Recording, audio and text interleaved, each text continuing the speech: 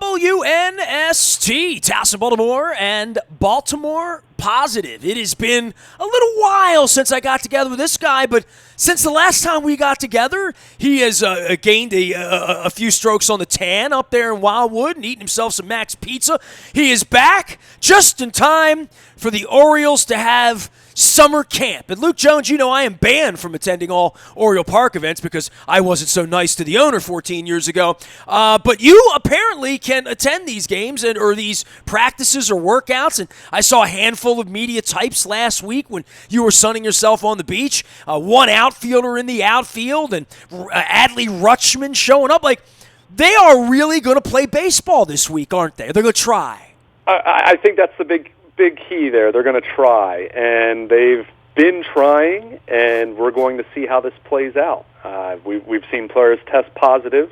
I think the number of players testing positive hasn't been something that has been overly surprising, at least to me.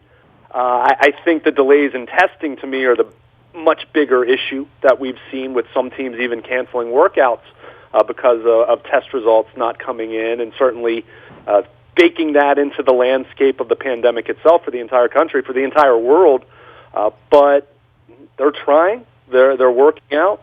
We're inching closer to the start of a 60-game season, and we'll see. I feel like we've had this overall theme to this conversation for, 4 months now. We'll see. Well, I'll just say this. Anthony Fauci, the first time he came into my view in this time around, because I was familiar with who he was because he's only worked for 6 presidents, Sure. When he came into this, he said the virus will make the rules. And as we sit here on the eve of the All-Star game that's not getting played at Dodger Stadium this week, and, on the eve of where the Orioles probably would be, 31-68 by now or whatever they would be, 0-0, and we're still hearing guys like you and me say the virus will make the rules because guess what? I've been watching this for 6 months. The virus has made the rules. It just has. Yeah, it has, and it's very difficult to predict how it's going to look a month from now, how it's going to look 2 months from now. I mean, you look at the current landscape, and I see the same numbers in terms of cases and what's going on, but states that looked like an absolute nightmare 2 or 3 months ago look much, much better now. So what that means for a month from now, what that means for 2 months from now, what that means for getting into the end of summer and October, which baseball hopes to have a postseason, hopes to have a World Series, it's still very, very difficult to predict, but we're starting this thing. They're trying this thing, and I think at best you're keeping your fingers crossed and hoping for the best, and certainly hoping for nothing catastrophic to happen. And that's where we keep coming back to this question. We all miss baseball. Anyone who's listening to us right now, we miss baseball, and we miss pro sports, and we miss that normalcy that just hasn't been there for the last few months. And as much as I want to see it back, that's not to say that I'm going to sit here with, false bravado or full confidence that it's going to go smoothly and that they're going to finish and that there isn't going to be a shutdown again at some point. Well, some guys already shut themselves down out of 60 games. Yeah. Nick Markakis, and sure. we can go down the list of the players that just have been conscientious objectors, and have abstained from playing, and hats off to them for whatever their decisions are with their families. And I know you had a previous life as a school teacher before I fetched you out of a Lower Susquehanna a decade ago. And we have school teachers, we have parents, we have children all over the country wondering what's safe, what isn't safe. Is my government lying to me? After lying to me for 6 – yes, your government's lying to you, so I'll let you in on that part. There's no question about that. Now, whether this is safe or whether this isn't safe, for the baseball players that have a lot of money, they decided not to. For the players that didn't want to be in an empty stadium with piped-in sound, they decided not to. And then there's the whole like Aroldis Chapman where you come to work one day and you got it and you didn't have it yesterday and you wonder who's going to have it tomorrow. And it just creates mayhem. I mean, there's nothing about this is going to be normal. Pitching rotations. I mean, all of this is a little Bush League, whether they want it to be or not. Empty stadiums, clapping fans, half-ass rosters, players coming down with COVID. This is going to be a bit of a carnival, even if it's already a carnival. Nick Markakis isn't playing for the Braves. Players aren't playing, so therefore, and you've got a 60-game season. So how much more are they going to devolve what they're trying to do, right? Which is declare a champion and bring people together. No, they're not. They're trying to make money and put their business together. That's what they're trying to do. Now, whether I want to sanction that or not, or whether fans are going to watch it, or whether it's going to be interesting or good in any way, I don't know. I know it's going to stop before it starts, right? I mean, they're trying to get 60 games in. I'm skeptical of that, right? I stand on the outside. I've been the skeptic from the very beginning. By the way, last week when you were gone, Dennis Colatzos finally said they probably shouldn't play football. You know what I mean? So even the most ardent friends of mine who have thought all along they're gonna. JT the Brick is sending me text about the Ravens. How are they only going to have 14,000 fans? And I'm like, dude, have you had your head up your ass the last 6 months? Like, what you think we're all coming back 68,000 strong? I mean, like, at what point do we want to hang on to what is normal and try to be normal and then devalue it so much that there's no part about it that's normal? And I fear that for baseball, hockey, I mean, all the way along with what the sports are trying to do, because they're trying to provide something normal that ain't normal, and it isn't going to look normal, smell normal, taste normal, be normal. And for that reason alone, Nick Markakis says, well, that and I might die and bring it home to my family, and I'm watching Freeman be sick as a dog. I don't think so. So watching the Braves thing last week, for me, Luke, and you and I didn't talk about this at all, it's been eye-opening for me for what the goal is for Luke Jones, baseball fan, right, which is I want to have baseball, and then what you get and what it's going to look like when the sandwich doesn't taste anything like the old sandwich did, and all of a sudden they've now devalued their whole thing by sanctioning something that they probably ought not sanction if it weren't for money. Right? Sure. Right? Yeah. This is a bad idea, Luke. This is a stupid idea, by the way, but we'll continue to discuss it. Yeah, and I hear everything you're saying there, and really, to bring it back to what you said at the beginning of it with what Nick Markakis elected to do. We've had a handful of players opt out at this point, and look, that's a personal choice. That's something that should be respected. That's something that should be admired when a player can forego. In some cases, we're talking about a prorated 60 game season in terms of salary, but in some cases, some very significant money in the name of, hey, I want to take care of myself, or more specifically, take care of my family. It was pretty eye-opening as someone who covered Nick Markakis for a number of years. He's a very old school kind of guy, Nestor. He's not, this is not a guy who anyone would accuse of not being tough, a hard-nosed player. So for him to opt out, it does speak volumes and probably says a lot about how Freddie Freeman was feeling at the time. Can you imagine that we're discussing toughness? It speaks to the idiot running the country that the word toughness would I'm not saying. But that's the baseball macho. Grab your nuts, spit out the sunflower seeds. You brush me back, I'll brush you. Well, we'll go out, we'll dance, we'll fight like those two jackrabbits did out in the middle of the grass. And.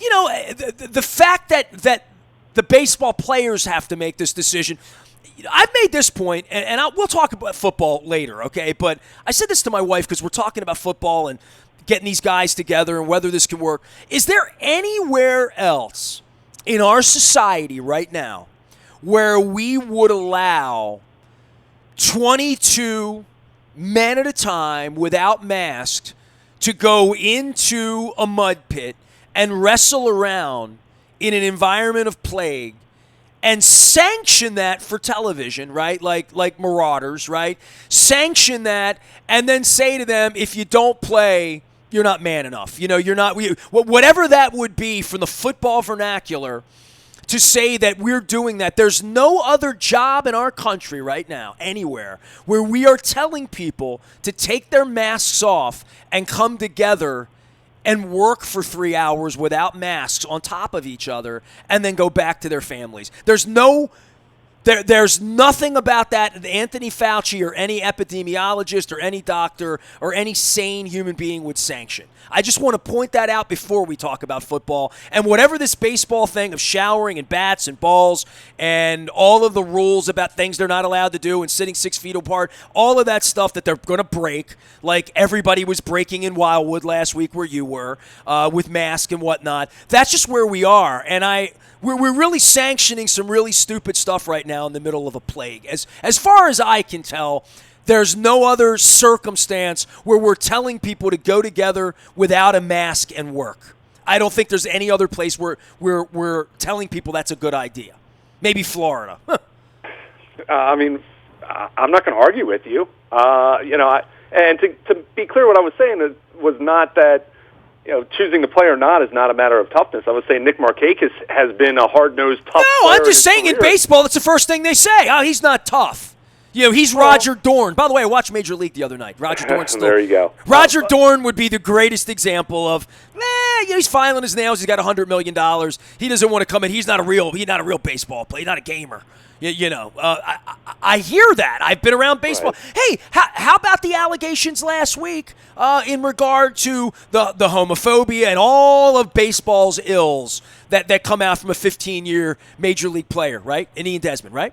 Right. Well, I would say to that anyone who played sports was in an athletic environment in high school, even before that, growing up, there was some of that. I could say personally speaking, not that I necessarily said anything like that or thought that, but you would hear those things. So I'm not stunned to hear that. That doesn't mean that shouldn't spark real conversation, much like the conversation we're having across the board in terms of race relations and social justice. And last week, lots of talk about anti-Semitism with Deshaun Jackson and all of that. But to address your point, well, everything you said as far as trying to play sports, but for the players that are opting out, you have more players who want to play, and I don't know. I don't know where that line should be as far as certainly we have people that are essential workers in this country that are putting themselves at risk every single day. So we have food. So we have things that need to function in society to function. So it's definitely a difficult conversation to have. I hesitate to say it's unprecedented in Major League Baseball because, well, go back and look at World War II era baseball in terms of some of the players that weren't playing, and you had one-armed Pete Gray playing in the major leagues, for example. So, there's nothing about this. My dad played Little League against Pete Gray. I'm going to point that out just because you brought it up. I referenced that. Well, my dad, when I was a little boy, I had the Pete Gray book, right? My dad got me that book, along with the Bronx Zoo, by the way, back in 77, 78. Right. My dad played with Pete Gray in Pennsylvania, so my dad would always tell me that. Yeah, fun story there as I look through Little League pictures. And look, right. So I'm not saying World War II compared to a pandemic is apples to apples by any stretch of the imagination. I'm just giving a historical example of when Major League Baseball had a very much drained talent pool with guys like Ted Williams and go down the list of Hall of Fame players that were fighting in World War II and fighting in other combat experiences. So.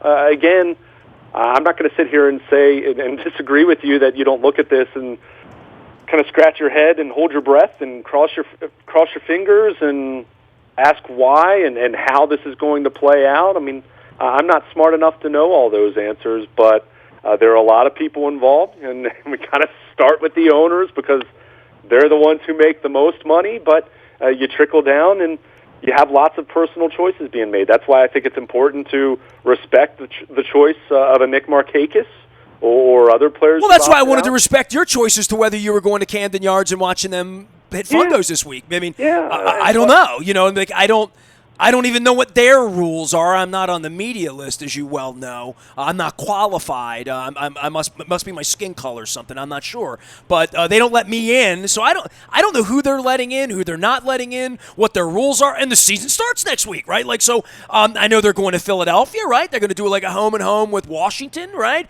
Yeah. And the games will be on TV. I don't even know where the broadcasters will be. I had Ken Singleton on last week. Ken said he really believes that the games he will call, he'll be doing from home or from the studio in Secaucus. You know what I mean? Like that it would not be at the ballpark.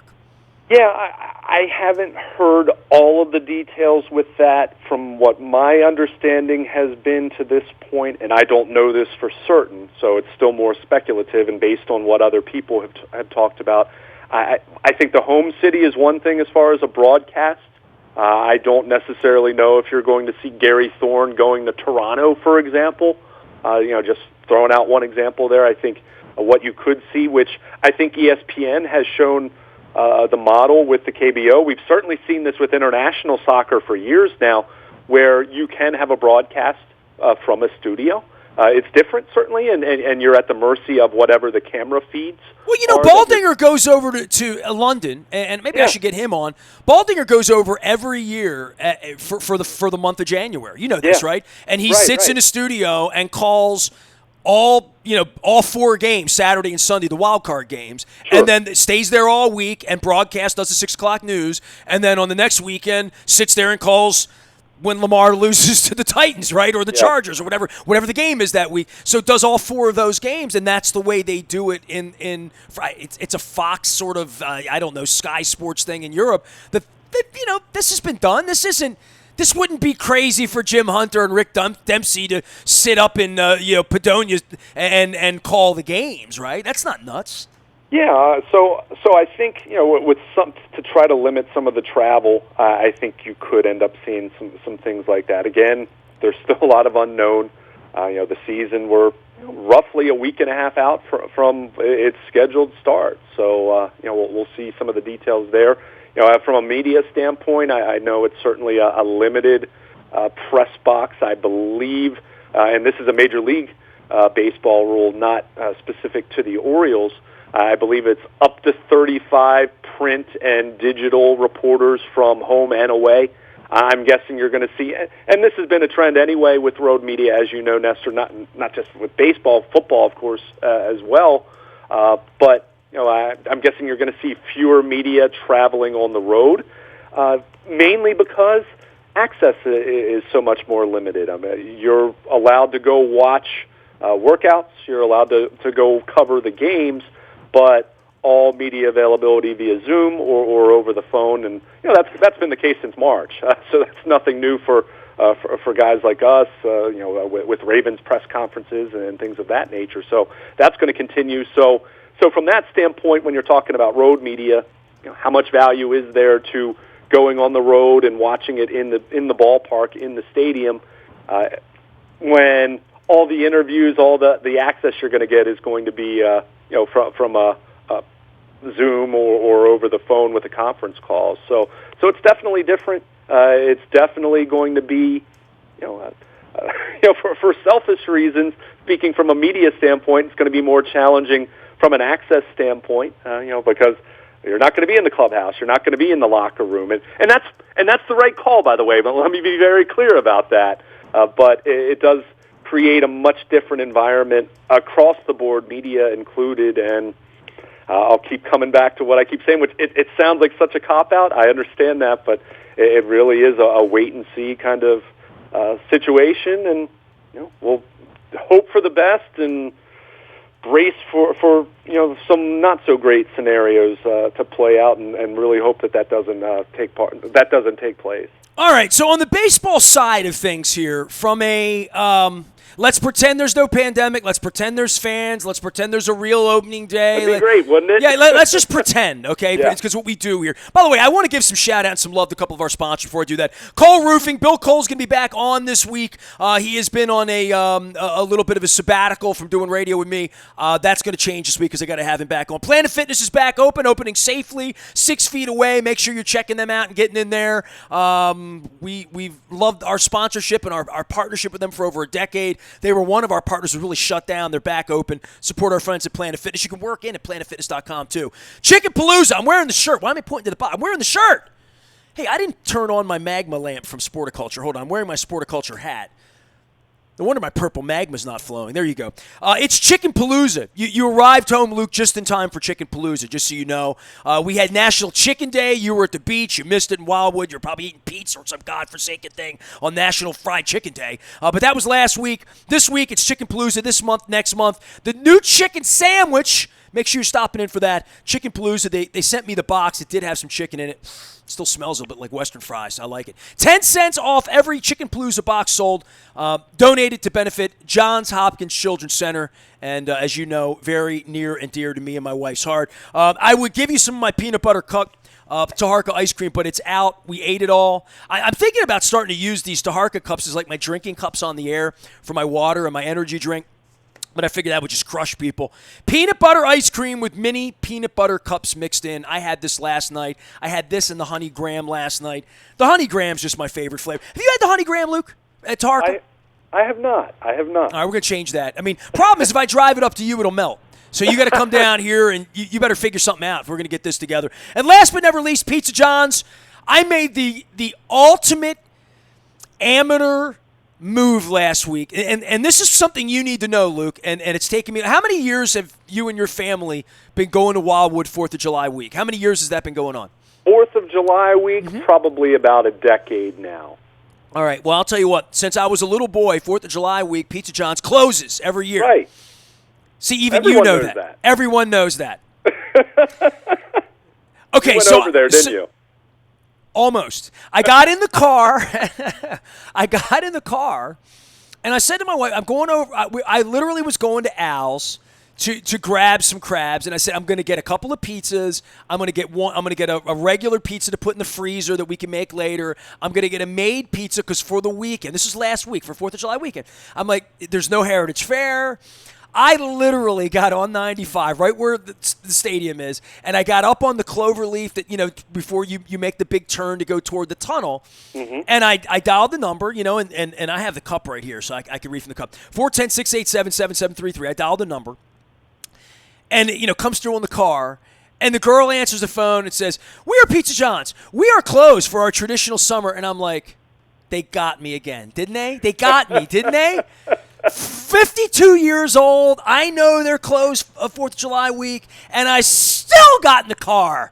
And and you know what? This was the time where I wasn't going to get the normal pizza I usually get, because I usually get the works, but I get half onion, half green pepper. I said to my wife, no onions, no green peppers, no sausage. Let's just do mushroom and pepperoni. It's been a long time since I had a mushroom and pepperoni. Let's just do that. And I still haven't had it. As I sit here right now, I still haven't had it. So there. Baseball, dude.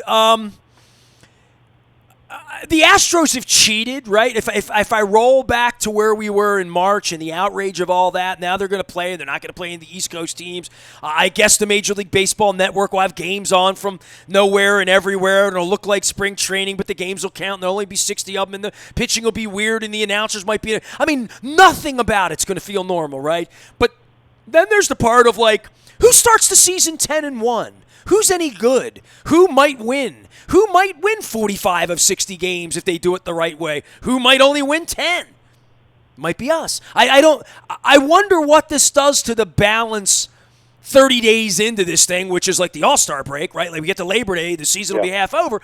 I just wonder what the competitive balance even looks like, and the whole strategy of pitchers pitching in an environment where it's literally not going to look like a spring training game on March 24th. It's going to look like a spring training game on February 24th.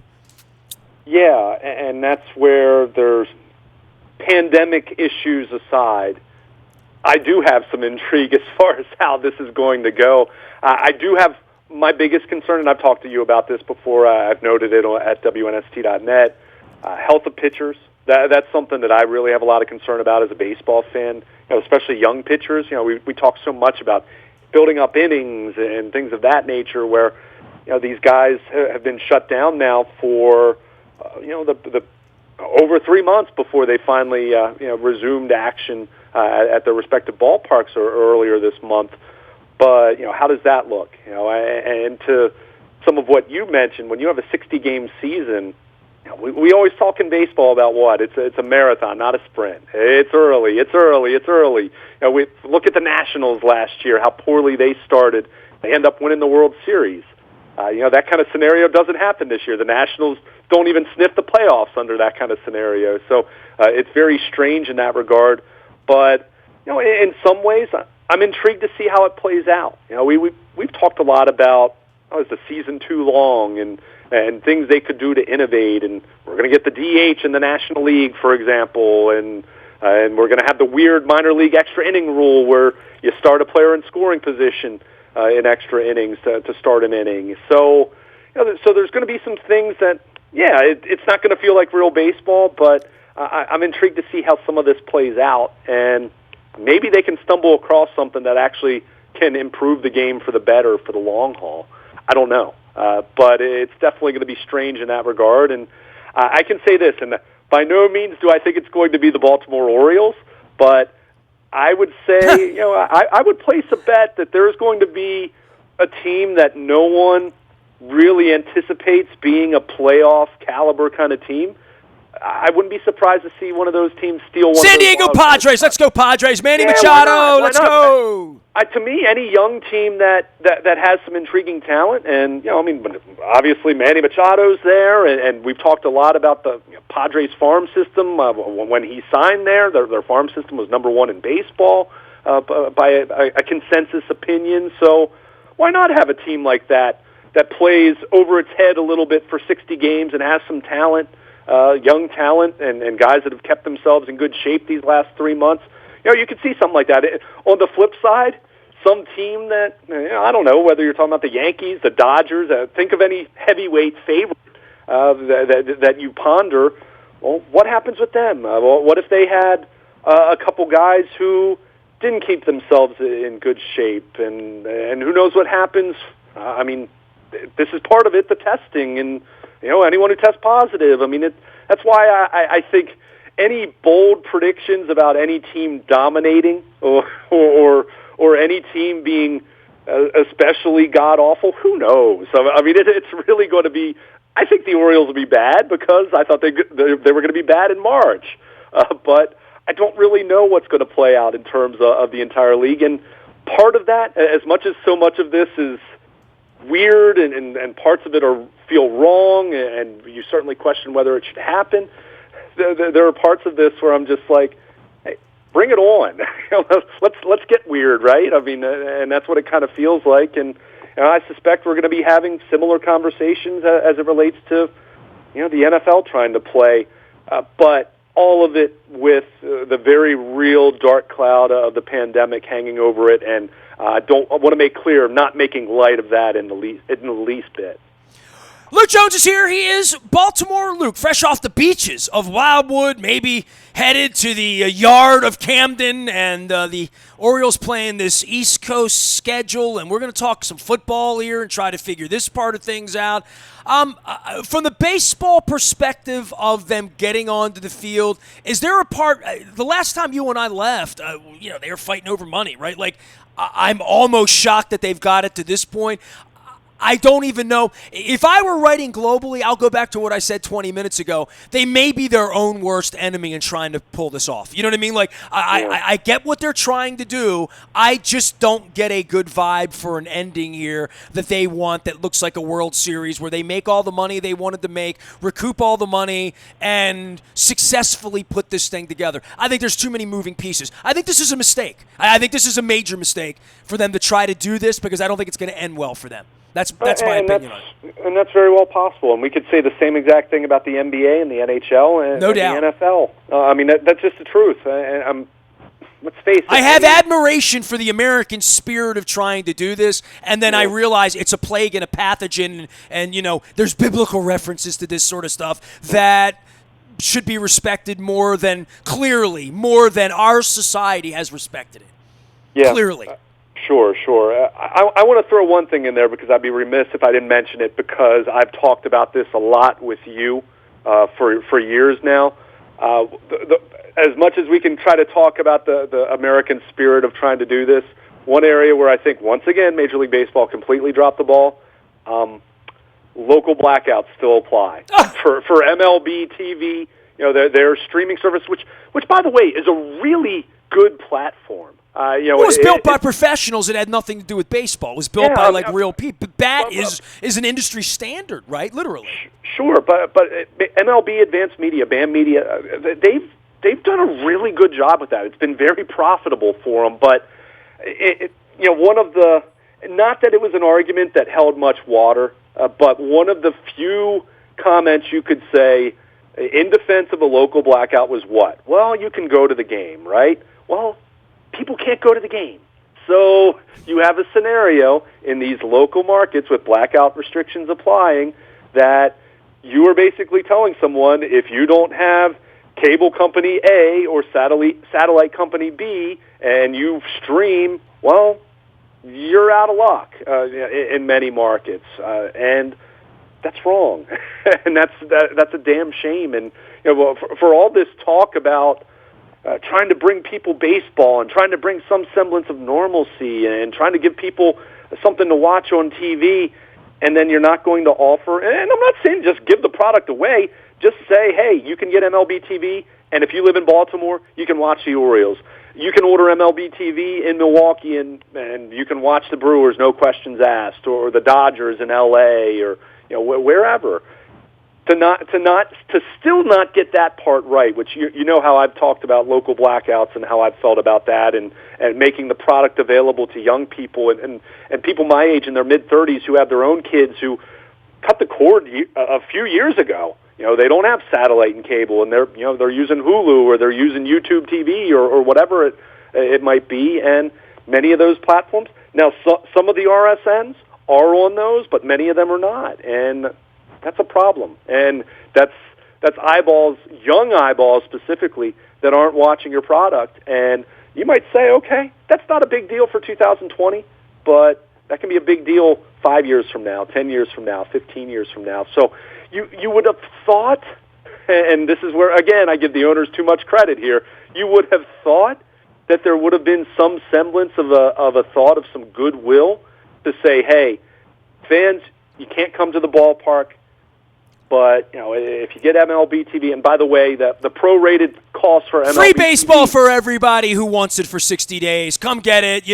Our guys are the first ones back. We're risking life and limb to give you the great American game. We want the great American game to be available to everyone. I sound like Peter out at the barn then. We think baseball is a great game for everyone.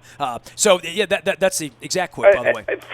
And look, I'd love to see more free content, but even if you're not going to make it free, make it available. If I'm paying the $59.99 that I'm looking at right now on MLB.com, looking at live streaming games, MLB.TV, their streaming platform, $59.99 for the season, which at a prorated cost is a little bit higher than it is for the full season, but I digress on that aspect of it.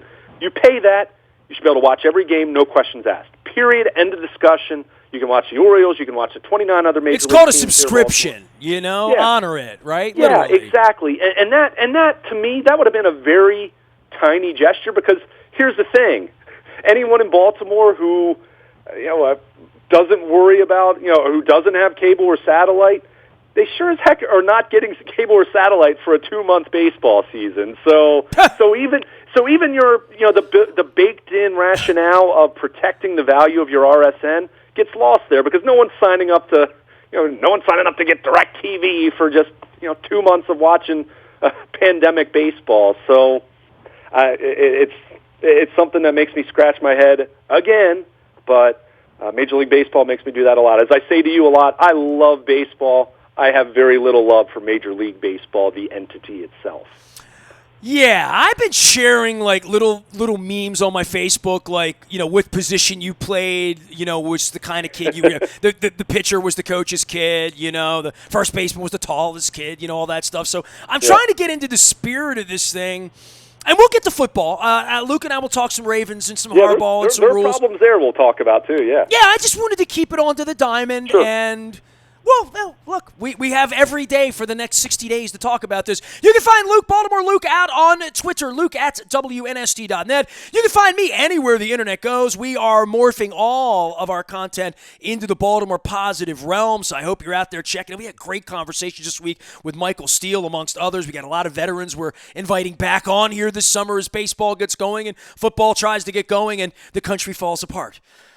Facebook, Twitter, LinkedIn, Snapchat, Instagram, anywhere you are, we are. WNST.net, calm, local, and always Baltimore positive during Chicken Palooza.